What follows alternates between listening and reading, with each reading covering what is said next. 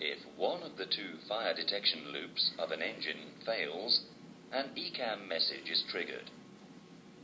After review and confirmation from the pilot flying, clear engine. Because of the system redundancy, fire detection is still fully operational. Let's see what happens when you lose the second loop.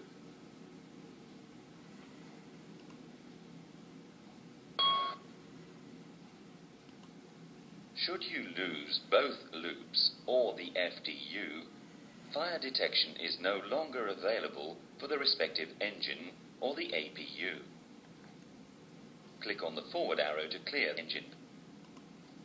Crew awareness and a close monitoring of the respective engine indications are now required.